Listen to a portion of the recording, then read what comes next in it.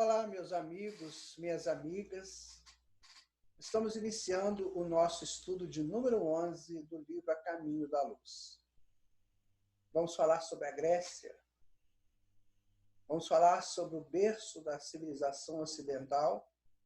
Esperamos contribuir de alguma maneira para um entendimento mais apurado sobre a Grécia a partir das informações de Emmanuel. Informações que nos chegam do mundo espiritual. Emmanuel vai passar para nós uma visão bem neutra, mas ao mesmo tempo bem concisa daquele processo extraordinário que foi a Grécia naquele passado histórico. Então nós pedimos aos mentores amigos que nos ajudem, nos orientem. Pedimos também a, quem sabe, a falange lá do pessoal da Grécia, que nos deu aqui uma força, e também a falange de Emmanuel e a sua contribuição. Nós estamos aqui estudando juntos, não tem professor, não tem aluno, não tem nada disso. Temos nós estudando aquilo que podemos perceber da mensagem trazida por Emmanuel através do livro A Caminho da Luz, na psicografia do Chico Xavier.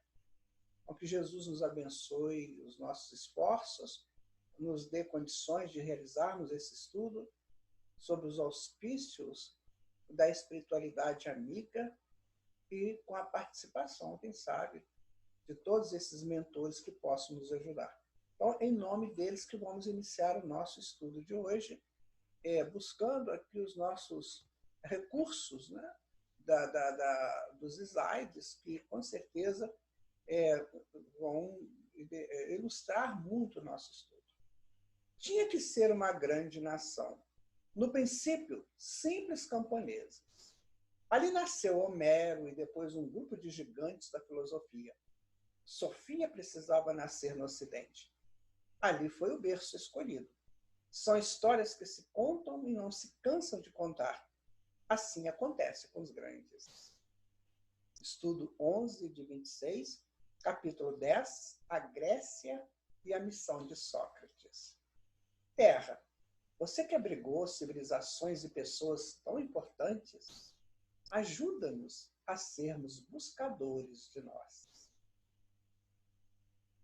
Com essa mensagem, com esse caminho iluminado que nos aguarda, essa luz que espera por nós, vamos iniciar o nosso estudo de hoje. Nas vésperas da maioridade terrestre, examinando a maioridade espiritual das criaturas humanas, enviou-lhes o Cristo, antes da sua vinda ao mundo, numerosa corte de espíritos sábios e benevolentes, aptos a consolidar de modo definitivo essa maturação do pensamento terrestre. A Grécia, se a gente for estudar a origem da Grécia, ela remonta de 4.000 anos antes de Jesus. Com camponeses ali trabalhando, né, aqueles povos antigos da Grécia, mais ou menos nos anos de 800 anos de Cristo. Aí surge a figura de Homero, vai escrever a Ilíada, a Odisseia, e aí começa então a história da Grécia. Nesse período de 800 até 300 depois de Cristo, esses grandes baluartes da filosofia vão inundar aquele local, né, a Acádia, com as suas informações, com as suas orientações, com as suas instruções. É este caminho que nós vamos penetrar agora, né, nesse período de mais ou menos 800 a.C. até anos 300 depois de Cristo. Então vamos lá, continuando. As cidades populosas do globo enchem-se então de homens cultos e generosos, de filósofos e artistas que renovam para melhor todas as tendências da humanidade. Jesus estava muito próximo de chegar, muito próximo. Então o mundo precisava se preparar para recebê-lo. Então precisava das luzes, precisava dos cantos, dos poemas, das instruções filosóficas de grande profundidade, para receber o grande Senhor do mundo. E a Grécia foi o berço escolhido para preparar o Ocidente para a chegada do Mestre Jesus. Grandes mestres do cérebro e do coração formam escolas numerosas na Grécia, que assumia a direção intelectual do orbe inteiro. Sabe por quê? Porque grandes civilizações do passado já tinham ido, o Egito já tinha ido, né? As outras grandes civilizações da Lemúria, da Atlântida, também já tinham ido. Então a Grécia assume essa direção espiritual do orbe. Mas ainda tinha os hebreus. Mas os hebreus, eles eram um estudo à parte, que era diferente. Eles não iriam trazer para o mundo as informações que Grécia trouxe. Egito fez o que fez e os seus grandes filhos se retornaram. A Índia estava fechada ali, dentro dela mesma. Não expandia para o mundo os seus conhecimentos. Então, os arianos, que foram os formadores da raça ocidental, ali sim, naquele campo, naquele corredor, se estabeleceu Grécia. Daí ela se torna, né, a direção intelectual do orbe inteiro. Porque até hoje, nossa civilização, né, é grego-romana, está expandindo esses conhecimentos ao longo dos séculos.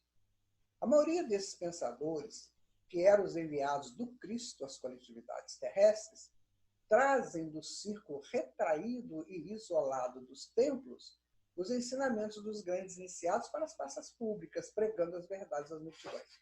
Esta é uma grande diferença. Lá na Samotrácia, que é uma ilha do Mar Egeu, bem lá na frente, a pessoa que quisesse entrar na escola de Samotrácia, que era uma escola interessante, já podia entrar. Não tinha problema, não. Não tinha esse negócio de ficar com aqueles grandes iniciados. Não, você quer aprender? É esse o seu objetivo? Vem para cá, vem estudar. Ou seja, ela começa a tirar aquelas grandes escolas fechadas para uma escola aberta, que foi, sem dúvida, a escola dos filósofos gregos. É claro, minha gente, que nem todo mundo ia entender de imediato as falas dos filósofos. Não era assim também. Mas você tem uma vontade, você tem pelo menos o desejo de aprender. Livro dos Espíritos. O que ele fala para nós? Para você conseguir isso, basta a sua vontade.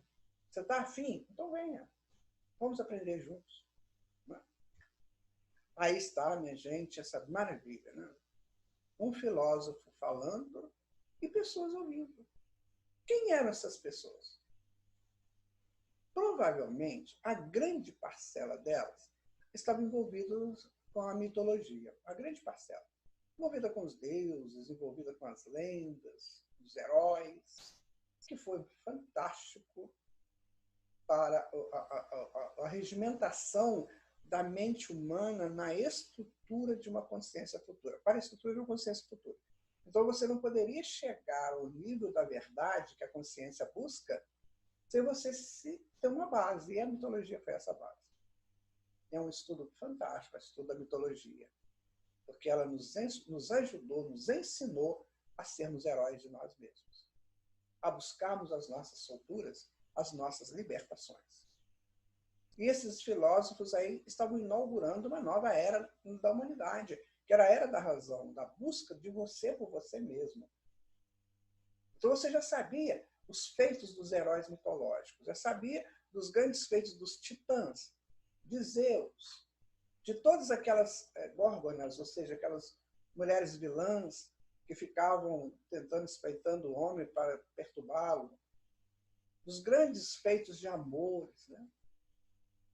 Sabia de tudo isso. Então agora, amigo, é você que vai fazer tudo isso. Agora a história é sua. Não é mais de Teseu, não é mais de Jasão, não é mais de Hércules, não é mais de Ulisses. Agora a história é sua. É você que vai fazer. Isso os filósofos vieram fazer para nós. Então aí está uma representação de uma pregação de um filósofo. Isso aí, é claro, é uma representação. Não sabemos se foi desse jeito, mas pelo menos dá uma ideia, né? Estava aí pregando. Assim como a organização do homem físico exigir as mais amplas experiências da natureza, assim como a organização do homem físico exigir as mais amplas experiências da natureza antes de se fixar os seus caracteres biológicos definitivos, a lição de Jesus, que representa o roteiro seguro para a edificação do homem espiritual, deveria ser precedida pelas experiências mais vastas no campo social. Emmanuel faz aí uma comparação. Então, para você chegar ao corpo físico atual, você teve várias experiências ao longo dos séculos, dos milênios, para se estabelecer uma genética que fosse capaz de fornecer esse corpo que nós habitamos nele. Então, assim também, para a fixação do Evangelho de Jesus, da fundamentação da mensagem de Jesus, ela precisava, né, também dessas experiências vastas no campo social. Ou seja, a sociedade também precisava se arregimentar, crescer para receber a mensagem de Jesus, assim como o corpo teve que se aprimorar para receber o espírito que somos hoje. Continuando, é por essa razão que observamos nos 5 séculos anteriores à vinda do Cordeiro uma aglomeração de inúmeras escolas políticas, religiosas e filosóficas dos mais diversos matizes em todos os ambientes do mundo. Nós temos a escola de Tarso, né, onde Paulo morava, temos várias escolas aí maravilhosas daquela época já ensinando retórica, ensinando um pouco de medicina, ensinando direito, né? Muito interessante, minha gente. Então, aquele que quer aprender, Jesus oferece o campo vasto. São as nossas escolas de hoje. Quantas escolas estão aí esperando por alunos conscientes, que saibam respeitar aquele ambiente, tanto do fundamental, do médio, quanto do superior? Aquele ambiente precisa ser respeitado, minha gente. Nós hoje estamos vivendo uma fase de total desrespeito àqueles ambientes. Pessoas que vão lá achando que estão fazendo um grande favor para a escola, para os professores. É isso. Ali no ambiente que você tem que torná-lo sagrado. Lembra que a gente falou no estudo passado sobre o centro do mundo, o centro do sagrado? A escola tem, quando você entrar numa escola, seja ela de qual nível que esteja, você tem que fazer dela o seu centro, o centro do seu sagrado. Quando você sentar numa cadeira daquelas, uma carteira para assistir uma aula, ali é o teu centro do sagrado. Ali alguém estará ensinando você, estimulando você a crescer para a vida. Foi isso que Grécia fez. Foi o grande centro educativo para aquelas pessoas que quisessem. Ainda tínhamos o Império Romano, ainda tínhamos muitas guerras pela frente, mas ali já estava o centro. Então você escolhe, você quer guerrear, você quer fazer bagunça, quer ser panderneiro, quer ser matador, tudo bem, então vai para lá. Agora você quer aprender, você quer crescer, agora vem para cá. Essa é a ideia dos filósofos. Eu vou trabalhar para quem quiser. Quem não quiser, paciência. Eu quero, eu vou trabalhar para eles. Viu a diferença do filósofo para o mundo comum? O filósofo já sabe. Eu estou aqui para te oferecer o que eu sei. Se você quiser, vamos juntos. Se você não quiser, eu não posso fazer nada. Vai chegar o dia que você vai correr atrás. Que é o que está acontecendo hoje. Né? Hoje a sociedade exige. Você tem mestrado? Você tem doutorado? Você tem PhD? Você... Não, então começa lá de novo. Porque nós perdemos tempo, minha gente. Era para a gente ser todo mundo PhD hoje.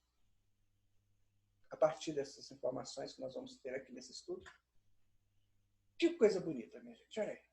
Meninos estudando, jovens estudando. E quase sempre esses mestres eram individuais. Né? Olha esse mestre aqui ensinando. Olha. Tá vendo?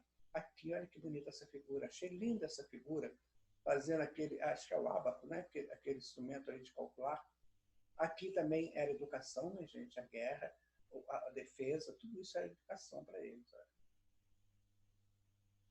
Escola do passado. Ao ar livre, nas portas das escolas, dos templos. E hoje nós temos o conforto de um ar-condicionado, às vezes. Estamos aí brincando de garotos travessos, meninas travessas. Ah, minha gente, não façam isso. Não brinque assim com a tua evolução. Vá em frente. Respeita-se. Atenas e Esparta.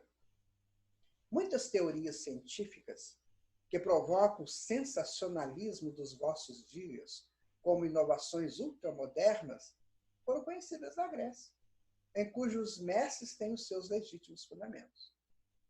Então, minha gente, estava lá já.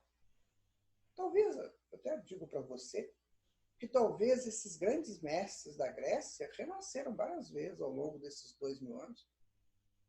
Nessas grandes escolas, né, da Europa, das grandes universidades, nos grandes encontros do educador com o educando, provavelmente sim, são trabalhadores do Cristo. Quando você assume ser trabalhador do Cristo, você é vaso dele. Ele vai te colocar onde você possa florescer. Quem sabe, não? Nós já tivemos aí ao longo da nossa evolução nesses últimos séculos grandes mestres da Grécia reencarnados. Em matéria de doutrinas sociais, grandes ensaios foram realizados, divulgando-se a mais farta colheita de ensinamentos. E quando meditamos no conflito moderno entre os estados totalitários, fascistas ou comunistas, e as repúblicas democráticas, devemos volver os olhos ao passado, revendo Atenas e Esparta, como dois símbolos políticos que nos fazem pensar na plena atualidade da Grécia Antiga. Então, esses termos aqui, ó, totalitarismo, fascismo, comunismo, democracia, isso aí são tentativas de se realizar uma sociedade boa e justa. Mas vejam bem, quem que faz isso são os homens, que são pessoas falhas. Por isso, todos eles têm suas falhas. Tem os seus lados positivos e têm as suas falhas. O que nós temos que tentar fazer? Corrigir as falhas. Se você corrigir a falha, qualquer um desses regimes vai ser bom. Mas tem que corrigir as falhas e, principalmente, linká-los ao Evangelho de Jesus. Linká-los. Porque senão vão ser tentativas puramente humanas, ainda muito falhas. É como se as crianças quisessem estabelecer um regime para a escola. Então precisa do diretor, precisa do mestre para orientar aquele regime. É o que está acontecendo hoje no mundo. Falta ao homem do presente essa busca sincera e leal da prática honrada, da prática digna, da prática ética e moral de qualquer regime desses. E linká-lo ao Evangelho de Jesus, do amai-vos uns aos outros, como eu vos amei. De fazer ao outro aquilo que eu gostaria que fosse feito a você. Aí tudo bem. Nós teremos qualquer regime desse aí vai funcionar bem. O regime fascista é muito colocado como aquela coisa do totalitário, daquele que manda, faz o que eu mando, né? Mas a pessoa também vai se adequando. Então, uma sociedade regida pelo amor, não importa o nome que ela tenha. Não importa. Desde que ela tenha a fundamentação cristã nela, desde que ela tenha o respeito de todos pela causa, vai ser tudo muito bom. Muito bem. Os espartanos, sob o regime atribuído a Licurgo, nome que constitui apenas uma representação simbólica dos generais da época, isso é muito importante, porque muita gente fala de Licurgo, mas Licurgo é um nome dos generais da época, é como se fosse o Papa, é como se fosse um nome que generaliza a todos os outros nomes, ele sintetiza os nomes. Né? Vivendo a existência absoluta do Estado, não expressaram a mesma fisionomia da Alemanha e da Rússia atuais. O Esparta trouxe essa informação. Olha, você é do Estado, então o Estado comanda as suas ações. Você não pode discutir com o Estado. Então ele coloca como exemplo Alemanha e Rússia. Claro que isso foi escrito em 1938, né, gente? Nós vamos ter que avançar um pouquinho aí. Olha, então, quer dizer, o que é o Estado que prende? O Estado comanda. E quando o Estado foi formado, lá na Suméria, ele era o Estado protetor. Ele era o regime estatal era de proteção para os habitantes. E aqui ele é um regime de mandante. Você tem que fazer o que o Estado te manda fazer. Era o regime espartano. A legislação de Esparta proibiu o comércio, condenava a cultura, cerceando o gosto pessoal em face das bagatelas encantadoras da vida e do sentimento, decretou medidas de insulamento, maltratando os estrangeiros, instituiu a uniformidade dos vestuários, incumbiu-se da educação das crianças através dos órgãos do Estado, não está acontecendo isso em alguns países, mas não cultivava a parte intelectual, abalando todo o edifício sagrado da família e criando muitas vezes o regime do roubo e da delação em detrimento das mais nobres finalidades da vida. A criança espartana, ela ia para lá aos 7 anos, aí era do Estado. Ela era dos pais até os 7 anos, depois era do Estado. O Estado fazia da criança o que ele quisesse. Os meninos, né? Porque as meninas eram educadas para gerar filhos. E os meninos eram para a guerra, eles eram educados para a guerra. Então, o regime espartano era o regime de guerra. Então, eu vou te educar para a guerra. Aí deixa que eu faça educação. Aí vem as aberrações, né? Que a gente fica sabendo da história. Então, lá eles tinham uniforme, né? Esse uniforme é que não é o nosso hoje, não, uma coisa bem mais rudimentar, né? Então, quem educava a criança era o Estado, porque ele foi o Estado fazia da criança o que ele bem entendesse. E não cultivava a parte intelectual. Para que você vai aprender bobagem? Aprende não. Você tem que saber aqui quais são os fundamentos do nosso Estado, o que nós queremos. E isso aí criou o quê? Roubo, né? Corrupção, delação. A gente vê isso tudo hoje, né? Esse regime aí, ainda nos tempos atuais. Minha gente, está muito próxima ainda a Esparta de nós. Nós ainda não vencemos essa questão espartana. Ainda não vencemos. Precisamos vencer. Porque depois a gente vai ver a diferença de Atenas, né? Então a gente vai ter que vencer isso. Então Esparta e Atenas representam duas possibilidades bem diferentes. E qual que eu quero? Por essa razão, Esparta passou a história como um simples povo de soldados espalhando a destruição e os flagelos da guerra, sem nenhuma significação construtiva para a humanidade. A pessoa que vive nessa coisa da delação e da corrupção, desses regimes assim, estranhos, né, de Estado fechado, não constrói nada para a humanidade. E quando você não constrói nada para a humanidade, a própria história te pune. Porque você não fez nada de bom. Assim também, na sociedade. Você é um indivíduo que não faz nada de bom para a sociedade, você é punido pelo seu anonimato, é punido pelas falácias a seu respeito. Nós estamos aqui para contribuir, minha gente. Tanto individual quanto socialmente.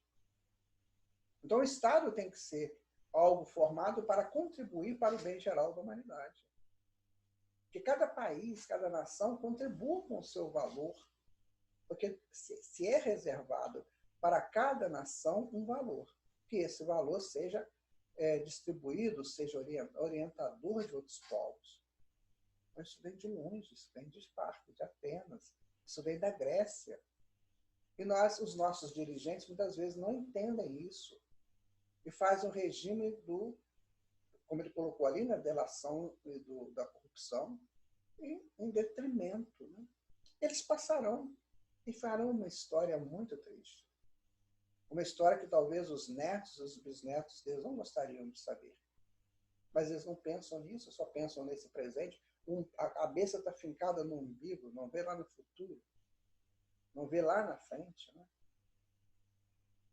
Hegel foi um grande filósofo do início do século XIX. Escreveu coisas fabulosas, inclusive a dialética dele, né? Tese, antítese e síntese. Mas os críticos de Hegel falam o seguinte, que o problema do Hegel, o erro do Hegel, foi que ele não viu o futuro, ele só viu o presente. Então, este erro está nas cabeças também inteligentes, que só vê o presente, só vê o agora, não faz uma projeção para o futuro. Claro que eu tenho que viver o agora, esse é importante, é o nosso presente, mas eu tenho que fazer uma projeção para o futuro. Jesus não fez isso no Evangelho? Ele viveu o agora, mas ele fez a previsão para o futuro. Você vê o sermão profético dele, que está em Mateus 24. Você vê o sermão profético, ou seja, ele fez a previsão. Então nós temos que pensar nisso, porque a história pune ou glorifica, dependendo do que fazemos. Esparta, gente. Você já pensou viver numa coisa dessa? E nós já vivemos. Ah, já. A gente já adorou empunhar uma espada e achar que era o melhor. Lembra aquelas lutas dos gladiadores, né? As coisas. Nossa, graças a Deus que já passou. Né? Tomara que tenha passado para todos. Tomara. Atenas, ao contrário, é o berço da verdadeira democracia. Povo que amou profundamente a liberdade. Sua dedicação à cultura e às artes iniciou as outras nações no culto da vida, da criação e da beleza. Olha a diferença, minha gente, de Esparta, que não contribuiu nada para a humanidade. Olha o que chega para nós até hoje de Atenas. O que chega para nós? Atenas. Que contribuiu com as artes, com o culto da vida, a criação da beleza. Seus legisladores, que como Solon eram filósofos e poetas, reformaram todos os sistemas sociais conhecidos até então, protegendo as classes pobres e desvalidas, estabelecendo uma linha harmônica entre todos os departamentos da sociedade, acolhendo os estrangeiros, protegendo o trabalho, fomentando o comércio, as indústrias e a agricultura. É isso, é uma cidade-estado, né? Totalmente diferente de Atenas, de Esparta. Mas hoje parece que tem tanto espartano reencarnado por aí que acho que é o contrário. Acho que tenho que salvar a minha pele. Vamos expandir cultura. Você vê o Brasil, gente, o Brasil é rico demais. Quanta coisa nós podemos exportar para o mundo, né? Nós exportamos hoje grãos, né? A agricultura brasileira é muito rica, mas nós temos que exportar também beleza, temos que exportar ciência, temos que exportar a nossa religiosidade, o nosso espiritismo. Meu Deus, nós vamos chegar lá. Mas eu tenho que entender isso. Porque se eu ficar sentado só falando, só criticando, não vai resolver nada.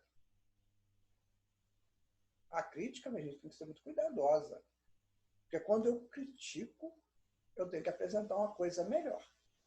Então não adianta eu falar mal de. Eu tenho que apresentar algo melhor. Aí está, né? O templo de Apolo. Recentemente, uma amiga minha esteve lá e trouxe para mim um modelinho, né, desse templo de Apolo. Eu fico admirando isso. É ruim, né? Está aí quase caindo, mas olha, deve ter sido lindo, né, participar de tudo isso. E nós vamos fazer isso de novo. Vamos. As nossas universidades do futuro. Né? Vou dizer uma coisa para vocês muito interessante. Por que a arquitetura do passado era muito mais bonita do que a nossa? Eram detalhados, né? O estilo jônico, dórico, eles eram detalhes bonitos, rococó, aquela coisa toda. Rococó mais na frente, claro. Mas por que era isso? Porque esse povo aí, eles sabiam que o belo fomenta o amor das criaturas. Então, quando você entra num ambiente bonito, um ambiente belo, mas não é um ambiente criado artificialmente, né? Um ambiente ao ar livre. Você vai, por exemplo, numa dessas arquiteturas antigas, que você olha aquela coisa maravilhosa, você fala, meu Deus, o belo nos estimula ao amor. Por isso que eles faziam o belo. Essas coisas lindas, esses pilares lindos, né, que eles faziam no passado. Você vê o nosso Cristo Redentor, né? Como que ele estimula a gente ao amor? Pela estrutura bela dele. Braços abertos, lá no Corcovado, como que abraçando não só a cidade do Rio de Janeiro, mas todo o Brasil, todo o mundo, toda a humanidade. Nós temos que entender isso. O belo foi um estudo feito muito profundamente na Grécia. E a pessoa hoje fala que qualquer coisa é belo. Não, você tem que ver um belo que te estimule ao amor. O belo tem que ser esse. Porque ele está na linha de construção do amor. Continuando aqui. Lá começou o verdadeiro regime de consulta à vontade do povo, que decidia, em assembleias numerosas, todos os problemas da cidade venerável. E é fácil reconhecer aí o início das democracias modernas, que agora se organizam nas transições do século XX para a repressão de todas as doutrinas nefastas da força e da violência. Então, essas doutrinas de força e violência não vão funcionar, de corrupção, né? de buscar só para si, de delações, isso não vai funcionar. O que vai funcionar é um regime em que todos estejam unidos em prol do todo, né? E cada um contribua para este todo com seus valores. Olha, você tem valor, eu tenho valor, o outro tem valor, todo mundo tem valor. Só que a gente esconde os valores e põe os desvalores. Os desvalores é que estão ditando, em alguns locais, aí, né, a batuta, né? A batuta do desvalor. Bom, temos que ver os valores, o que nós já expandimos de valor, de força, de virtude. Aí nós vamos fazer sociedades maravilhosas. Experiências necessárias.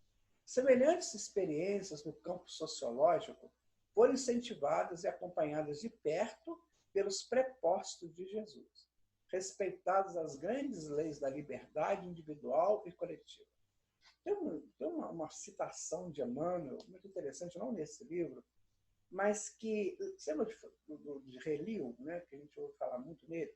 Relil, né? Relil, ele foi um dos maiores sábios do judaísmo. Considerado ele, o Gamaliel, um dos maiores sábios. Segundo consta, né, segundo Emmanuel nos diz, Relil é hoje o responsável por toda a sociologia do mundo. Ele é o responsável. Então, cada departamento do mundo tem o seu mentor. Então, as grandes questões sociais têm um grande mentor, que tem o seu grupo de trabalhadores. Então, a sociologia está nas mãos de Relil. Quem sabe se os nossos dirigentes, os nossos professores de sociologia, de história, de antropologia, vão buscar esse entendimento com Relil. Como? Orando, pedindo a ele proteção. Nas noites, enquanto o corpo dorme, você encontra com ele, ou com os prepostos dele, para informações. Gente, isso vai ser o futuro. O futuro vai ser essa interação livre entre o mundo espiritual e o mundo físico, de tal maneira que você já não vai saber mais o que é mundo físico e o que é mundo espiritual. Vai ser tudo interligado. Para que a gente fica na rudeza desses tempos de agora? Muitas vezes pesados, né? Tacanhos, desorientados. O mundo precisava conhecer a boa e a má semente nas grandes transformações da sua existência. A exemplificação do Cristo necessitava de elevada compreensão no seio da cultura e da experiência de todos os séculos transcorridos, e sem embargo das lutas renovadoras que antecederam no orbe há 2 milênios que o Evangelho do Mestre espera a floração do perfeito entendimento dos homens. Então ele manda tudo, ele mandou para a Grécia para formar sociedades concordatas para que o Evangelho dele pudesse expandir. Como é que eu vou expandir o Evangelho de Jesus, que é de fraternidade, de legitimidade, do amor? Como é que eu vou expandir isso se eu estou procurando o melhor para mim? Se eu estou pensando só em mim e não no outro?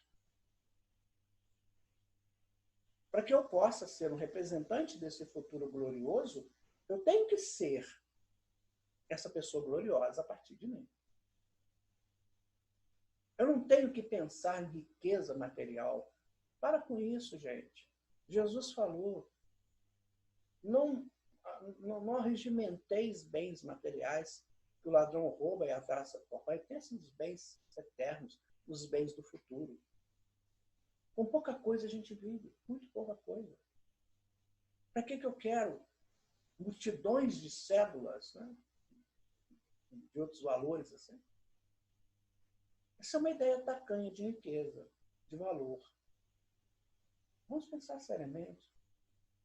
Como é que eu posso contribuir com o meu valor para o mundo, para a pátria, para o continente? Como é que eu posso contribuir?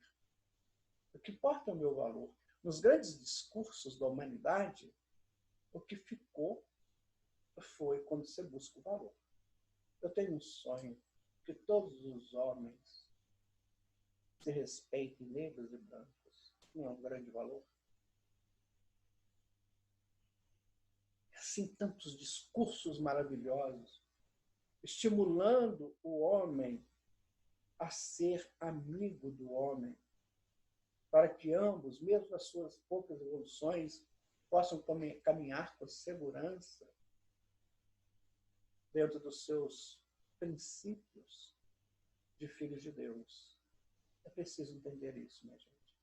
Ou nós entendemos isso, ou vamos deixar a Grécia quietinha lá onde ela ficou no passado dela. Porque mexer com a Grécia, naquele passado, é pensar seriamente nesse nosso presente. Luzes, minha gente. Luzes do conhecimento. Ou nós buscamos esses conhecimentos e nos assenhoreamos de nós mesmos, ou vamos buscar células esparsas.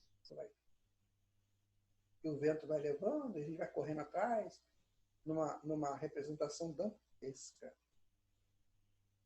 da inoperância, da infantilidade espiritual. Nada substitui o conhecimento, que estimula valores, que estimula virtudes, que expande o Cristo interno de cada um. Ao influxo do coração misericordioso do Cristo, toda a Grécia se povoa de artistas e pensadores eminentes.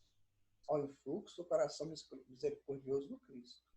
Dizem que na época da Grécia, aí, nasciam em torno de 150 filósofos por ano lá. Já pensou?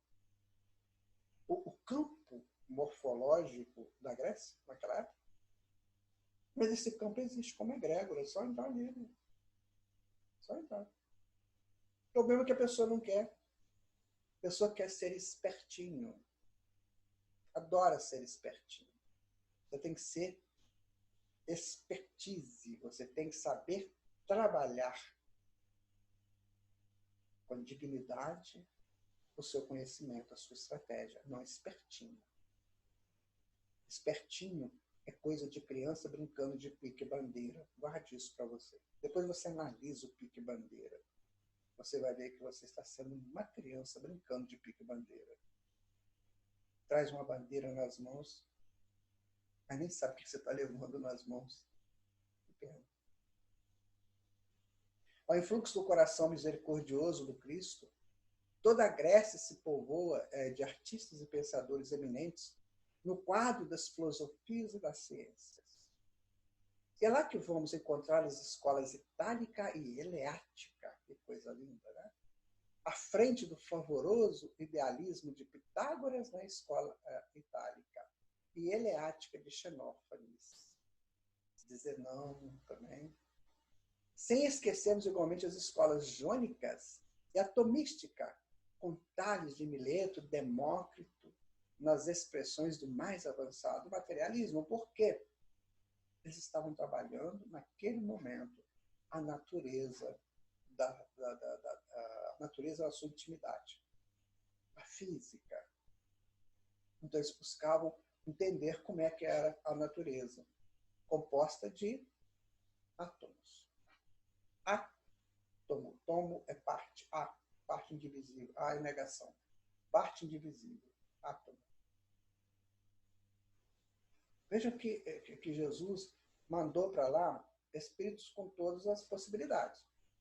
Demócrito, Leucipo, por exemplo, trabalhando nessa questão da física, Tales de Mileto também, e o Xenófanes, o Pitágoras, trabalhando já a questão matemática, Pitágoras principalmente, né, matemática puríssima, Xenófanes trabalhando a questão também dessas escolas de filosofias aprofundadas. Bom, minha gente, eu não passei na Grécia, naquele passado, quem sabe a gente vai lá, né? Está guardado isso aí. No mundo espiritual está guardado. Nada se perde. A escola de Pitágoras está aí. Né? Agora, para entrar na escola de Pitágoras, você tinha que passar por uma iniciação. Não era qualquer pessoa que entrava lá, não. Porque é muito complexo, muito complexo. É uma matemática divina. É uma matemática tida como poema. Não é essa matemática, às vezes pesada, que ninguém gosta. Ele tinha um regime lá bem interessante, né? De ensinar matemática, de estudar matemática. Para ele aí, o nosso pesado, né? Estudando, né, as leis do infinito. Olha, o que é o universo? O universo é infinito, é finito, né? O átomo. Isso veio de lá, gente. Veio da Grécia. Por isso que nós hoje estamos aqui estudando o que eles passaram. E, claro, aprimorando, né, com o tempo, com as pesquisas que nós podemos fazer hoje. Bom estudar isso, né? O século de Péricles, chegando a um apogeu de beleza e de cultura com os elevados princípios recebidos da civilização egípcia, espalha os mais soberbos clarões espirituais nos horizontes da Terra. Poucas fases da evolução europeia se aproximam desse século maravilhoso. Né? Aí está. Sabe, não sei o que vocês pensam, mas quando eu vejo pessoas assim na rua, trabalhando nesses grandes mercados livres, né, me dá uma impressão de compartilhamento, sabe? Me dá essa impressão de compartilhamento, de pessoas juntas fazendo juntos um bem geral. Não sei se funcionou desse jeito, mas é muito interessante. Muito interessante. Tem os contos de fadas, né? Que fala isso, que a pessoa vai para o mercado vender o gado, vender o cavalo, vender a galinha, vender os ovos, né? Para conquistar outras coisas nesse compartilhamento. Então, isso aí é muito importante, minha gente. É claro, lógico. Nós temos os shopping centers, que é mais confortável, sem dúvida, mas muitas vezes é mais impessoal. Aí é mais pessoal. Você já pensou, você morar numa aldeia dessa, você não está sozinho em momento nenhum. Você conhece todo mundo. Você sai na rua, você conversa com o outro. Você está em casa, alguém vai te visitar. Você está dentro de um contexto. E quando a gente mora num bairro que as pessoas conhecem, uma rua, isso é maravilhoso. Você é conhecido. Só que hoje, infelizmente, minha gente, muitas pessoas se reúnem para coisas erradas. Né? É bom para a gente pensar. Muito bom para a gente refletir. Vocês observam que é um estudo completamente diferente do anterior, que foi sobre religiões. Olha que interessante que Emmanuel faz todo esse jogo para a gente entender. Né? O Salvador contempla das alturas essa época de elevadas conquistas morais, cheio de amor e de esperança. O povo estava saindo das guerras, minha gente. Saindo da infância espiritual, saindo do primarismo, saindo da selvageria para uma coisa superior, saindo da era mitológica mais pesada, mais profunda, para a racionalização dos seus próprios atos, para perceber os seus valores pessoais. Então, eu sei tear, eu sei pastorear, eu sei colher os alimentos, eu sei fazer isso, eu sei fazer aquilo. Então, é o eu se expandindo, percebe? Já não é mais o herói que faz, o Deus, os Zeus, os titãs. Não sou eu que faço. Eu sou o grande herói de mim mesmo. Eu participo disso. Olha só. Eu sou o herói de mim mesmo. Eu participo disso. Gente, isso é maravilhoso. É quando o homem começa a se perceber criatura divina, mesmo que inconscientemente. Mas vai arquivando nele esses valores todos, que hoje nos levam a construir as coisas que construímos. Não é? O planeta terrestre aproximava-se da sua maioridade espiritual, claro, saindo da era mitológica. Né? Quando então poderia ele nutrir o coração humano com a sementeira bendita da sua palavra? Então ele estava esperando Jesus. Gente, eu não estou falando errado da mitologia, eu amo mitologia, mas chega um momento que a mitologia precisa deixar de existir para que o herói exista. A mitologia busca trazer, nos seus aspectos mais gerais, ela busca trazer o homem para ele mesmo. Né? Tá. Então, ele trouxe pelos heróis. Agora ele é um herói. Então, agora ele vai funcionar como ele, como razão. E agora vem o Cristo para consolidar tudo isso. E para dar a este homem, que é o herói de si mesmo, um encaminhamento divino, que ele é. Então, ele é herói de si mesmo e ele é divino. Então, Cristo faz esse link. O herói de si como divino que é. Percebe? Envia, então, às sociedades do globo o esforço de auxiliares valorosos nas figuras de Ésquilo, Eurípides, que são tragediógrafos, né? Fantásticos, né?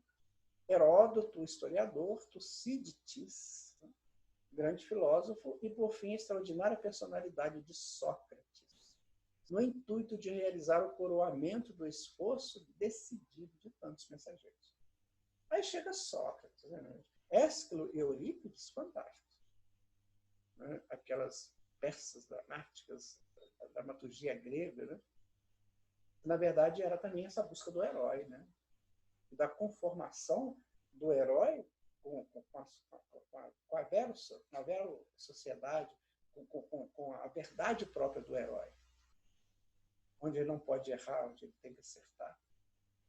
Heródoto, né, escrevendo a história, claro que ele escreveu a história da Grécia, né, mas inaugurando, né, essa possibilidade de se anotar os fatos para a posteridade. E o nosso Tucídides, também trabalhando essa estrutura cosmogônica que o homem tinha perdido do passado, enquanto ele vivia plenamente com a natureza. Então, ele retoma esse estudo.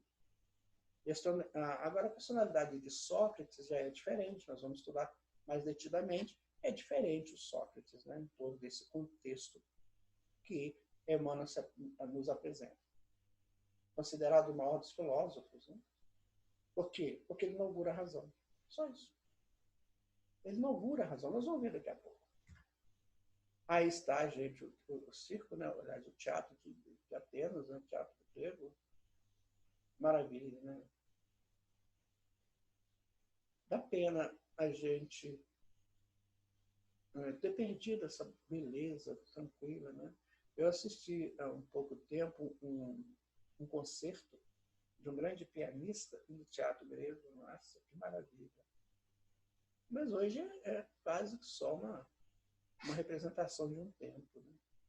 Mas vocês imaginam, pensa comigo, naquela época, né, 2.500 anos atrás, as pessoas sentavam para assistir teatro. Claro que era uma bagunça, né? Não era coisa muito arrumadinha, não. Era uma bagunça, mas eles sentavam. Aqui dá a impressão que eram os camarotes, né? Não sei como é que é lá, porque eu nunca fui lá. Mas olha que coisa interessante, aqui representações, né? Aquelas máscaras e tal, os corais, né? Os corifeus que faziam aquelas cantatas. Ah, gente, é muito bonito. Eu não gosto de ficar pensando muito em teatro, não, porque dá uma saudade, né, do meu tempo de teatro. É por isso que, de todas as grandes figuras daqueles tempos longínquos, somos compelidos a destacar a grandiosa figura de Sócrates na Atenas antiga. Superior a Anaxágoras, seu mestre, como também imperfeitamente interpretado pelos seus 3 discípulos mais famosos, o grande filósofo está aureolado pelas mais divinas qualidades espirituais no curso de todos os séculos planetários. Sua existência, em algumas circunstâncias, aproxima-se da exemplificação do próprio Cristo. Eu tenho que falar isso, eu não gostaria de falar não, mas eu tenho que falar. Eu amo uma pessoa, eu amo o estudo de uma pessoa que eu nem conheço pessoalmente, e ela é platonista daquelas assim, mais muito. Mas o Platão não entendeu Sócrates. No livro do Humberto de Campos, ele encontra Sócrates e pergunta para o Platão, ele deturpou o que eu falei. Uma pena, mas mesmo assim Platão é maravilhoso também. Então não é fácil você trabalhar ao lado de um ase desse aí, não, gente. Não é fácil, não. Quando Sócrates cria, né, a maiêutica dele, ou seja, a forma dele educar, da pergunta, você é corajoso? Sou. O que é coragem? E se você não fosse corajoso? Onde começa em você a coragem? O que a coragem te leva a fazer? Isso aí era a maiêutica dele. Ele ia fazendo a pessoa raciocinar. Entendeu? Então, nós estamos vindo da época da mitologia, onde os deuses faziam, onde o herói era ajudado. Agora não, agora é você. Então vamos racionalizar a vida? Vamos. Agora é você que vai ser esse conhecedor das coisas. Então você não precisa mais de titã nenhum, porque você é o titã. O titã não é filho de Zeus? Sim. Você também é filho de Zeus, então você também é titã. Então seja titã. Percebe quem é Sócrates? Venerável figura, né? Venerável. Humberto de Campos pergunta para ele se ele voltaria aqui, né? Eu falo, para quê? Vocês não entenderam o que eu falei até hoje. Não entenderam. Nem o Platão entendeu. Aristóteles, né? Nenhum deles entendeu. Então, tem que primeiro entender, né? Entender a maiêutica dele. Tem uma coisa que a gente tem que pensar muito. Por exemplo, o Bezerra de Menezes, ele fala que uma das grandes causas das enfermidades são os fluidos ambientais. Muito bem.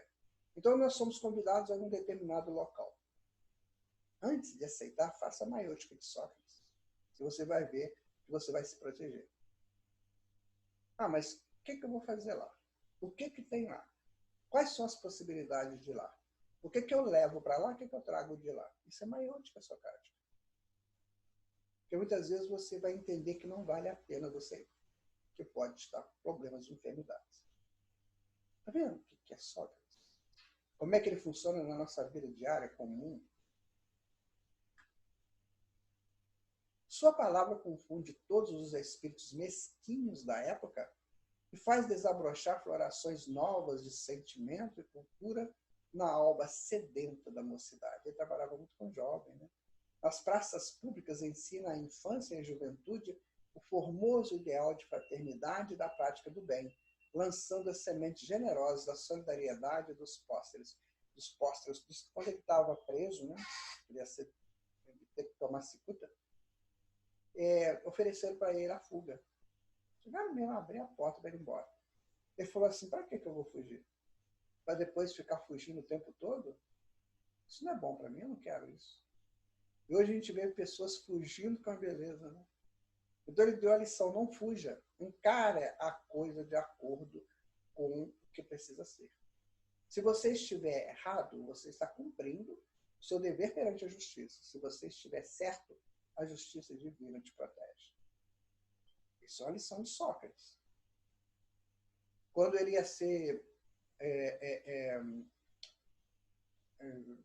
julgado, né, no Areópago, que era o local de julgamento de Atenas, ele chamaram lá um daqueles sofistas, né, que defendiam as pessoas, defendiam as causas. Né? E esse sofista foi lá na casa do Sócrates, né, com a mulher dele, que chamou para defendê-lo. Ele perguntou assim, qual vai ser o seu argumento? Porque ele estava sendo acusado de corromper a juventude. Né? E ele estava fazendo isso mesmo. Ele estava mostrando à juventude coisas diferentes daquilo que na época eles achavam que era certo. Então, para aquelas pessoas era corromper jovens. Na verdade, era educar jovens. Mas aquelas cabecinhas, né, ou por interesses, ou por ignorância, não entenderam assim. Então, ele perguntou lá para o sofista, como é que você vai me defender? Aí o sofista começou a criar um argumento que era mentiroso. Falei, não, mas eu estou fazendo isso, realmente eu faço isso. Aí a mulher dele, não, mas eu só que tem que se defender de alguma forma. Não, ele não está me defendendo. Ele está falando, ele está mentindo sobre mim. Eu não sou assim. Aí ele dispensou, né, o sofista, digamos, o advogado, né? Ele dispensou e falou, não, eu me resolvo. Aí chegou lá e falou mesmo, olha, eu faço isso, eu ajudo o jovem a refletir, a pensar e tal. Aí aquelas cabeças, né, mandaram, ele foi condenado à morte. Gente, a história de Sócrates é maravilhosa. Tem um filme dele, né, que a gente aprende essas coisas. Aí, no Areópago, que era o tribunal de Atenas, né, ainda existe até hoje, tá? Então, ele lá não funciona, é claro, mas as ruínas estão lá. Então, ele está lá, falando que eu sou isso. Peito aberto, não tenho medo de falar que eu sou. Porque não tinha mais essa divisão de mundo físico e mundo espiritual, sabe? Esses espíritos, eles chegam num momento em que eles não sabem mais o que é plano físico e o que é plano espiritual. Ele está falando a verdade é que prevalece. E aí, se você me quiser aqui, eu fico. Se você não me quiser, eu vou para onde Deus me colocar. Não tenho medo disso, não. Se eu tiver medo da morte, o que eu estou fazendo aqui? Eu não sou ninguém, eu sou um ser mortal. Eu sou uma pessoa que morre no dia que eu desencarnar, eu morri. Não, eu sou imortal, eu vou para onde quiser. Se você me quer aqui, tudo bem, eu vou ficar aqui do seu lado. Se não me quer, tchauzinho, estou indo embora. Fica você com a tua história, fica você com a sua ignorância. Mas eu estou indo. Esse é Sócrates. Essa é a mensagem de Sócrates. Vamos pegar aqui uma mensagem do historiador São 3 professores, né? Daniel, Aquino, né? E Oscar. Fizeram esse livro aí, História da Sociedade, um livro feito aqui no Brasil. Então, vamos lá. As condições socioculturais para o desenvolvimento do pensamento racional entre os gregos foram preparados pelo advento das cidades e estados. Né? A natureza apresenta diversidade e pluralidade de aspectos, formas, propriedades, etc. Existe, no entretanto, para além dessa diversidade aparente, um princípio único, um elemento de permanência no qual tudo se reduza. Essas questões de maior interesse social começaram a preocupar os filósofos gregos. Então, eles começaram a ver o que nós podemos arrumar, fazer para fazer essa sociedade ser uníssona e trazer o benefício que precisa. Então, os filósofos começaram a trabalhar essas situações. Botar na cabeça das pessoas algo que pudesse melhorar toda a sociedade. A época dos mitos estava chegando a um ponto onde a razão deveria nortear o pensamento humano. Daí a importância dos filósofos gregos. Está ficando claro para você, meu amigo, minha amiga, o pensamento do Emmanuel nesse livro?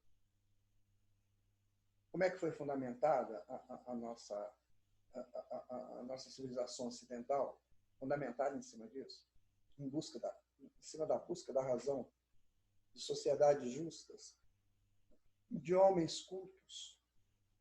Isso move o pensamento grego. Nas Atenas, como cérebro do mundo de então, apesar do seu vasto progresso, não consegue suportar a lição avançada do grande mensageiro de Jesus. É aquilo que a gente falou antes. Ignorância, interesse. Não acontece isso, né? Pessoas que têm um valor imenso e são afastados das tribunas, né? São afastados do meio político, são afastados do meio profissional que eles pertencem, porque as pessoas não têm capacidade de entendê-lo. Aí afasta. Graças a Deus que esse tempo está chegando ao fim, tá, gente? Graças a Deus. Está no finalzinho. O novo período da história vai nos contar exatamente o contrário. Você tem valor? Então chega para cá. Aliás, tem nações aí que fizeram isso. Que pegaram aqueles que eram jogados fora de uma nação, levaram para lá e se tornaram grandes cientistas, grandes pessoas, né, para ajudar a sociedade. Oh, meu Deus, temos que avançar, minha gente. Vamos parar com esse interesse mesquinho. Vamos trabalhar juntos, todos nós. Ninguém é melhor que ninguém, não existe isso. Existem diferenças. Mas as diferenças, a diversidade é que faz o todo ser maravilhoso, como é. A natureza não é toda diversa, não é maravilhosa. Então, para que essa coisa de fulano é melhor do que sei o quê e tal, isso só traz dissensões, só traz separatividade. Nós não estamos no tempo disso, nós estamos no tempo de nos unir para crescermos juntos. Sócrates é acusado de perverter os jogos atenienses, instilando-lhes o veneno da liberdade nos corações. Claro. Naquela época tinha muita questão de escravatura, muito, né? A escravidão branca, não era só de negros, não era de brancos também. Tinha muito essa coisa de escravizar. O vencedor escravizando o vencido. E o que os Sócrates falavam? Não, vocês são livres. Busca a liberdade de vocês. Saiam fora desse campo de escravidão. A liberdade traz para vocês responsabilidade. Então, sejam responsáveis pelos seus atos, que ninguém vai te prender, não. Agora, enquanto você foi escravo de desejos mesquinhos, de negociatas, de apropriações indébitas, de sexo pervertido, aí você está sujeito a ser escravizado. Então, liberte-se disso. Essa era a mensagem de Sócrates. Estava errado? Não. Preso e humilhado, seu espírito generoso não se acovarda diante das provas rudes que lhe extravasam do cálice de amarguras. Consciente da missão que trazia, recusa fugir do próprio cárcere, a gente falou isso, né? Cujas portas se lhe abrem às ocultas pela generosidade de alguns juízes. Eu vou fugir para quê, minha gente? Ele falava, né? Serei eu. Eu vou fugir por quê? E os discípulos mais próximos dele, tudo ali do lado dele, né? Inclusive Platão. Né? Foge, mestre, foge. Ou seja, nós queremos. Vocês não querem o Senhor, nós queremos. Sócrates dizia assim, não, eu não vim para um grupo de pessoas, eu vim para o mundo. Eu vim como emissário do grande Senhor. Eu não posso ser para poucos, eu tenho que ser para muitos. Se o todo não me quer, eu já deixei a minha mensagem. Eu estou indo embora. Agora vocês ficam com o dever de divulgar a mensagem. Os enviados do plano invisível cercam-lhe o coração magnânimo e esclarecido nas horas mais ásperas e agudas da aprovação, enquanto a esposa Xantipa, a Xantipa, cada um fala de um jeito, assoma às grades da prisão para comunicar-lhe a nefanda condenação à morte pela cicuta, que era um veneno, Eila exclamando no auge da angústia e desesperação. Então agora vamos apresentar o célebre diálogo entre Sócrates e a sua esposa lá na prisão. Olha que interessante, né?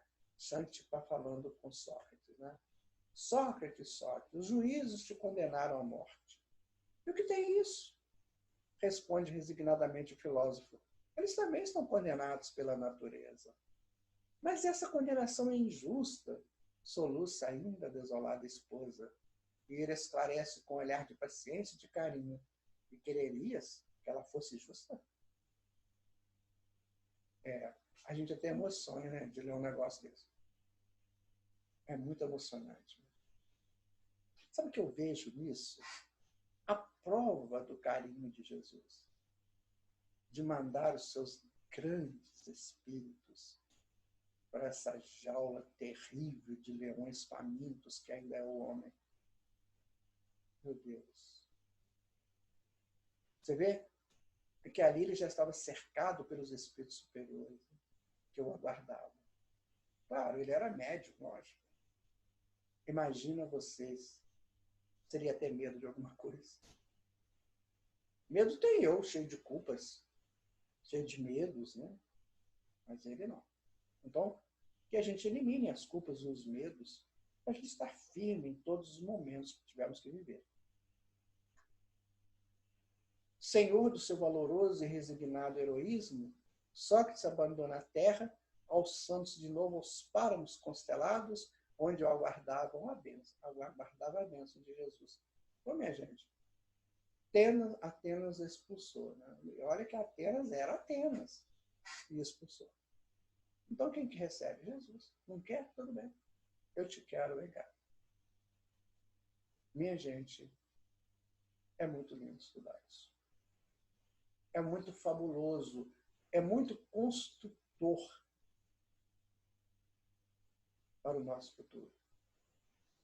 Ah, quem dera que todos pudessem ler esse livro. Pudessem entender isso aí que Emmanuel coloca para nós. Obrigado, Chico Xavier. Deus te abençoe onde você estiver.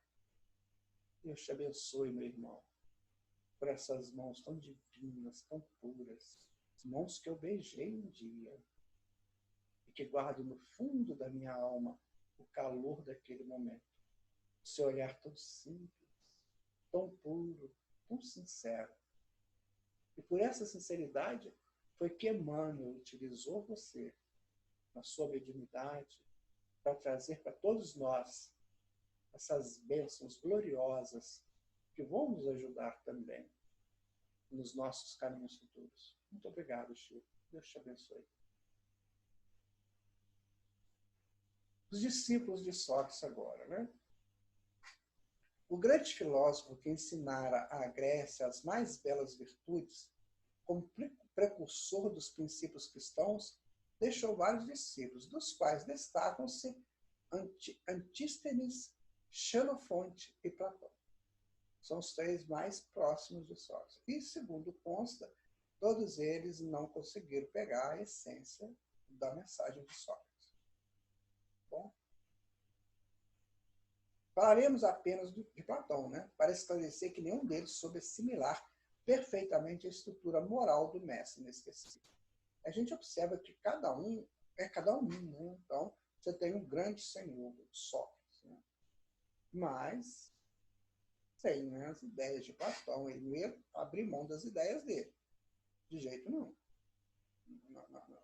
Nos livros, né, atribuídos a ele, ele também tem as ideias dele. Então, o grande mestre me falou, mas eu tenho a minha ideia. Isso que a gente tem que tomar cuidado, sabe? Quando o mestre chegar para você, assenta e escuta o mestre. Pode ser que ele está estimulando as suas boas ideias, mas pode ser que ele está te trazendo ideias novas. Então, saiba diferenciar uma coisa da outra. E se você tem ideias e o outro sabe mais que você, tente aproximar do outro, do mestre, o máximo possível, para que a sua ideia seja enriquecida pela ideia do mestre. Por isso o mestre chegou para você, senão não chegaria. Não deixaria você já era o mestre que precisava. Mas uma vez que você teve um mestre, você tem que aproveitar a presença do mestre. Foi o que Platão talvez não soube. Né?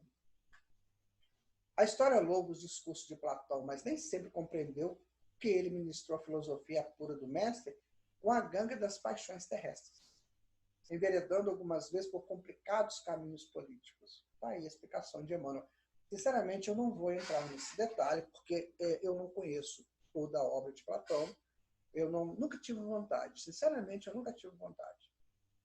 Nunca. Eu não sei porquê, mas eu nunca tive vontade de entrar profundamente em Platão. Gosto de algumas coisas dele, gosto da caverna, o mito da caverna, gosto de uma outra coisa que ele fala sobre também morte. Mas, assim, eu tenho livros de Platão, grandes aí, mas eu só peguei aquilo que mais me interessou na época. E depois que eu li Humberto de Campos, ele dizendo Sócrates, né, numa reunião que Humberto de Campos estava presente lá, e Sócrates também, Sócrates falou assim que Platão distorceu o que ele falou. Então eu falei assim, não, então eu vou pegar o mestre. Né? Então, para mim, importa o mestre. Importa, por exemplo, o meu mestre é Jesus. Importa é Jesus. Agora, se alguém distorceu ali a mensagem dele, não importa. Importa é Jesus. E foi o que me deu na época esse desejo, né, de não ficar lendo muito. É claro, gente, que é indiscutível o valor de um espírito desse. Indiscutível. Mas que pena que ele misturou aí coisas, né, dele mesmo, paixões terrestres. Quer dizer, ele é um espírito da Terra, ainda necessitando de encarnações. E Sócrates, já avançado, já não tinha tanta necessidade de encarnações. Tanto é que tem 2.500 anos, 2.400 anos que Sócrates veio aqui e não voltou mais. Não precisa mais reencarnar. Só vem aqui como grande missionário. E dá a impressão que Platão precisava, que ainda estava nesse jogo, né? Mundo físico, espiritual, físico, espiritual. Então ele trouxe as paixões políticas, paixões dele terrestres, enveredando para o político. Mas tudo bem, isso tudo será resolvido. Penso que hoje Platão diria diferente, né? Com certeza, já evoluiu muito, espírito valoroso, né? Então já tem outros pensamentos também. Não soube como também muitos dos seus companheiros conservassem o nível da alta superioridade espiritual, porque Sócrates vivia lá. É fácil de entender. Sócrates vivia aqui, nas regiões superiores, e Platão ainda estava aqui. E os outros também, não só Platão, os outros. Estavam nesse ida e vinda aqui do plano físico, e Sócrates estava aqui. Então, essa pessoa que está nesse plano, como eu, fica difícil de entender quem já está aqui.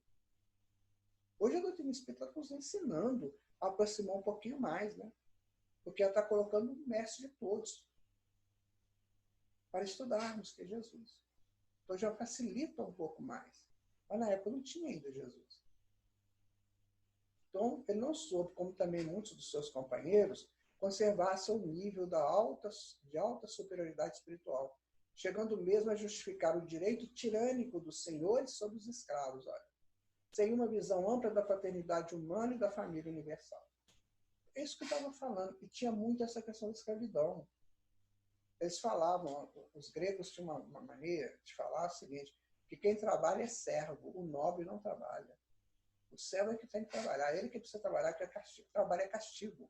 A palavra trabalho, ela vem de castigo. Então você tem que trabalhar, você que é castigado. Eu não preciso trabalhar. Você trabalha para mim, que eu sou nobre, eu te pago. Você. nem tipado, né? Você é meu escravo, você tem que trabalhar para mim.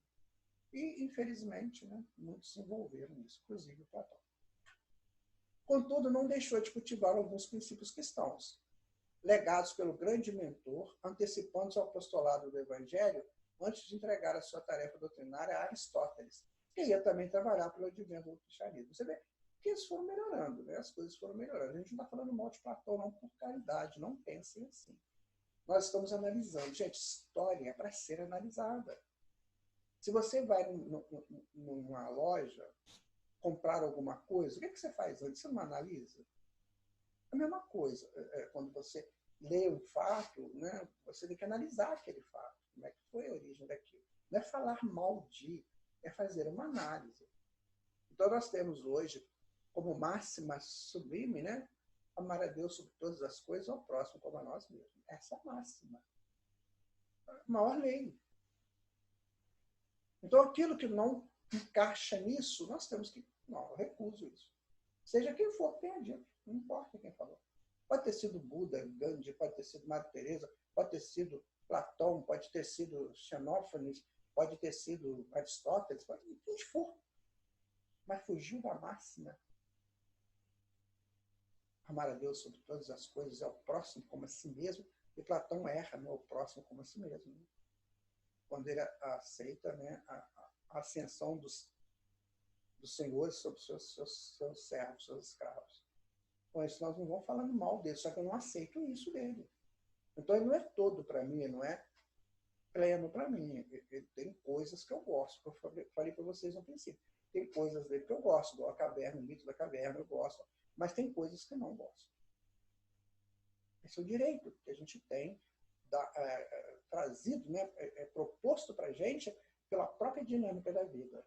Olhar tudo, observar tudo e retendes o melhor, disse João Evangelista. Aristóteles também. Aristóteles falou muito, conversou muito, divagou muito. Muita coisa é importante, muita coisa já foram ultrapassadas, mas para aquela época foi importante. A gente tem que discutir a Grécia nesse parâmetro. A gente não vai aceitar tudo, mas também a gente vai recolher, peneirar o que for melhor, que é muita coisa maravilhosa. Então a gente vai peneirar isso. Fez Aristóteles aí, né, gente? O nosso grande cultivador, né, das mentes humanas. Provação coletiva da Grécia. A condenação de Sócrates foi uma dessas causas transcendentes de dolorosas e amargas provações coletivas para todos os espíritos que participaram dela, na medida justa das responsabilidades pessoais entre si. Vou dizer uma coisa para vocês. Quando chega um grande avatar, um grande emissário no mundo, se a humanidade condena esse grande emissário, ela faz uma aprovação coletiva. Ela cria um karma, digamos assim, como fizeram com Jesus, como fizeram com outros. Então ela cria, e fizeram isso com Sócrates. Olha, Sócrates é da estrutura, né, ministerial do Cristo. Entendamos assim, não sei se é isso não, mas dá a impressão de ser. Então você mexe com uma estrutura, que é a estrutura do conhecimento e da sabedoria. Então a ignorância se mete ali. Aí o que acontece? Cria-se um clima, uma frequência contrária à ignorância. Então você tem o conhecimento, você tem a ignorância. Conhecimento chega, a ignorância abafa o conhecimento. Então, o que a ignorância faz? Ela se envolve com mais ignorância. Então ela fica mais vulnerável às propostas das frequências da ignorância. Então ela tem que limpar aquilo. Como? Como uma prova. Como aprovação coletiva ou individual. Percebe o que é isso? Então, a condenação de Sócrates foi uma dessas causas transcendentes de dolorosas e amargas provações coletivas para todos os espíritos que participaram dela. Todos. Na medida justa das responsabilidades pessoais entre si. Não dá, minha gente. A ignorância, os interesses mesquinhos, isso tem um custo muito grande. Viu? A ignorância menos do que o interesse mesquinho. Mas tudo tem um custo. E é em razão disso que mais tarde vemos o povo nobre e culto de Atenas fornecendo escravos valorosos e sábios aos espíritos agressivos e enérgicos de Roma. Eles iam nas galeras suntuosas, humilhados e oprimidos, sem embargo das suas elevadas noções de vida, do amor, da liberdade e da justiça. O próprio Emmanuel vai para Roma, né, como escravo. Né? Lembra do livro 50 anos depois? Que ele vai como escravo, né? Nestório, se não me engano, é o nome dele, para ensinar, né, para os filhos lá dos grandes. Olha, minha gente, é preciso tomar muito cuidado com aquilo que nós falamos, com aquilo que nós criticamos. Você quer criticar? Maravilha, maravilha. Mas que a tua crítica não seja pelo achismo, porque se não for pelo achismo, será pela vaidade. Aí você vai condenar. Ou pelo seu achismo ou pela sua vaidade. Então tome cuidado. Quando você quiser criticar, e vale a pena, né? É muito bom a pessoa fazer uma crítica construtiva, é a verdade e amor. Quando você tem uma verdade e amor, você eleva o outro. Agora, se a sua crítica for irônica, ela for agradando, você tem que ser do meu jeito, é perigoso. Porque ninguém vai ser igual a gente. Né? Aí a gente pode ter que cumprir esses projetos aí de recuperação. Né? É verdade que instaurar um novo período de progresso espiritual para as coletividades romanas, com os seus luminosos ensinamentos.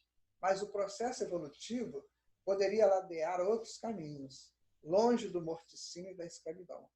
Todavia, sobre a fronte de muitos gregos ilustres, pairava o sanguinolento label daquela injusta condenação, label ignominioso que a Grécia deveria lavar com as lágrimas dolorosas da compulsão do cativeiro. Ora, agora você tem uma informação valiosa nas suas mãos.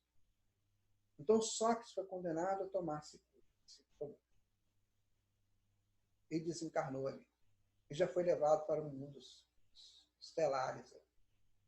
Mas ficou o problema aqui.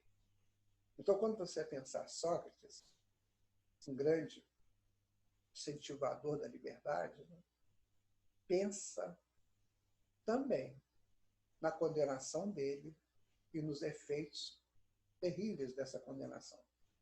Então, cuidado quando você condena. Muito cuidado. Analisa bem antes de condenar. Por isso que Jesus disse, não julgueis. Porque com o mesmo peso que você julgar, você será julgado. Olha, é hora de crescer, minha gente. É hora de deixar de ser menino e menina brincando no parque de diversões.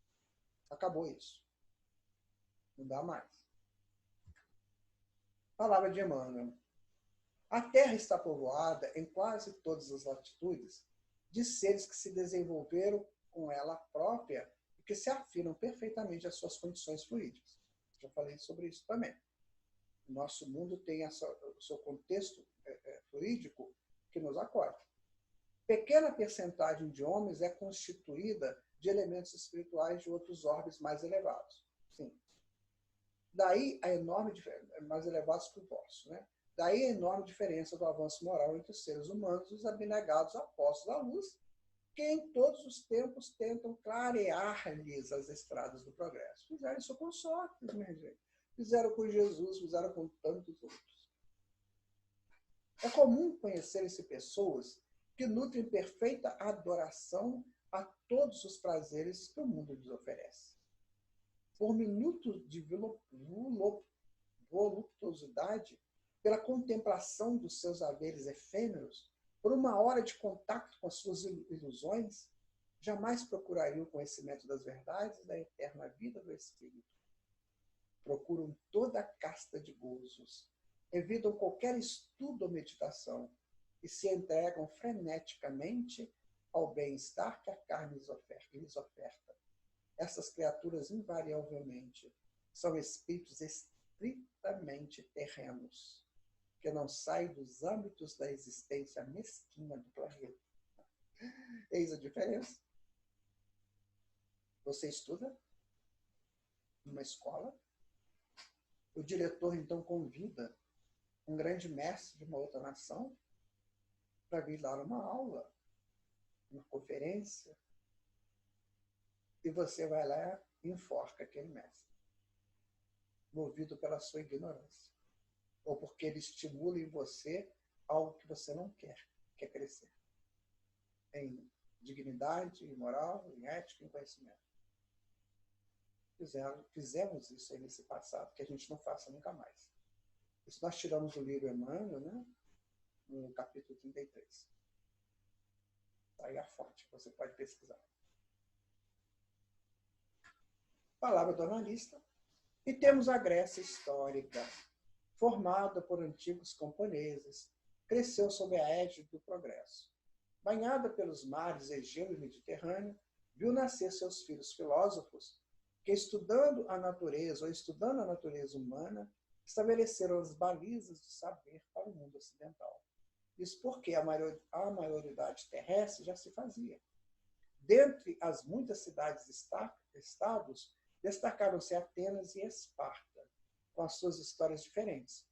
A primeira no conhecimento e a segunda no arsenal da guerra. Contudo, foram lições necessárias para formar a Grécia, iluminada por Atenas e sua acrópole, Ágora, Areópago, Teatro de Dionísio e suas assembleias decisórias. Sócrates, o mais importante dos filósofos, foi acusado de subverter os jovens com suas ideias revolucionárias e progressistas que convidavam a todos a refletir através de uma dialética exemplar. Condenado, bebeu sepulcro. Podia fugir e não fez. Seus discípulos mais próximos, incluindo Platão, não alcançaram suas profundidades.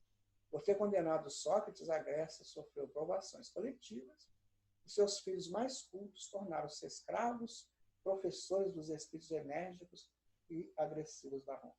Eu queria deixar mais uma falinha sobre esse negócio de fuga. Eu vejo muitas pessoas, vejo notícias, né, de pessoas que estão fugindo da justiça. São presos, depois saem, fogem, cuidado, meu irmão, minha irmã, não faça isso. Se você errou, assuma teu erro. Porque se você fugir, você está indo para um abismo maior ainda. Porque você está indo para o acerto de contas com a justiça divina. Você não vai morrer nunca. Entenda isso. Nunca. Você é imortal. E você precisa chegar à perfeição. Não é fugindo que você chega à perfeição. É encarando de frente aquilo que você fez de errado para você aprender a fazer o certo. E ser útil. Porque todos nós precisamos sermos úteis. Palavra do trovador agora. Eu fico pensando no fulgor de Atenas, antenas ligadas ao mundo maior, transmitindo ao homem comum deste mundo o quanto é profundo o momento vivido. Opondo-se a Atenas e próxima da luz, Esparta matava com lanças agudas. A criança espartana tão cedo aprendia o manejo das armas e a ira feroz. Atenas, Esparta, filhas da Grécia, terra-mãe que abrigava filhos diversos. Enquanto um matava, outro aprendia, e dizia ao mundo as lições imortais. Esparta, tão perto e tão longe da luz, é o mesmo de hoje no novo milênio. Muitos não rompem o funil da história, escrevem com sangue confusa memória. Espartanos, acordem, acomodem na acrópole, ideal de cultura da Atenas sublime. Faces serenas, os deuses de lá farão de você criatura sem par. Faz tempo, e que tempo que o tempo espera, que Esparta aprenda a lição do saber. O saber é de paz, Esparta quer guerra. Atenas revela que o homem é de Deus. Em Deus não há guerra, ou dúvidas, ou medos. Em Deus há o belo e o eterno aprender. Esparta morreu nas águas do Egeu. Atenas ressurge no tempo constante. Eu tenho a honra de dizer para vocês que este poema eu psicografei, está no livro Navegador Racional. É uma das coisas mais lindas que eu já fiz na minha vida, em termos de literatura, em termos de poesia. Eu agradeço muito aos espíritos que me disseram coisas tão profundas. Depois disso tudo, né? Depois do fulgor de Atenas, de Sócrates, tantos outros, não dá mais para não querer esse caminho luminoso. Vamos a ele? Este é um marco histórico da humanidade. O Templo de Apolo traduz em si o início da cultura ocidental, junto com outros monumentos. Chegamos de lá no conhecimento, e conhecendo, chegaremos ao mundo superior. Vamos de novo. Este é um marco histórico da humanidade. O Templo de Apolo traduz em si o início da cultura ocidental, junto com outros monumentos. Chegamos de lá, no conhecimento, e conhecendo chegaremos ao mundo superior. Então, minha gente, aí está esse estudo sobre Grécia, naquele seu fulgor, daquele passado histórico magnífico. Espero que tenha sido útil a vocês, ao falar de uma civilização tão profunda, tão profícua. Abracemos a ideia cristã, abracemos a ideia das filosofias puras que nos ajudam a analisar melhor a vida e nos tornar cientistas, pesquisadores do bem comum e do bem individual. Assim, nós vamos crescendo juntos. Eu, você, todos nós. A vida exige isso de nós. Precisamos crescer, minha gente. Eu agradeço a você que esteve conosco nesse momento, agradeço a espiritualidade, agradeço aos mentores que nos ajudaram nesse trabalho, agradeço a Falange de Emmanuel e a Jesus. E vamos encerrando o nosso estudo por aqui, dizendo a vocês assim, muito obrigado. Muito obrigado mesmo por estar estudando conosco. Até o nosso próximo estudo. Fiquem com Deus.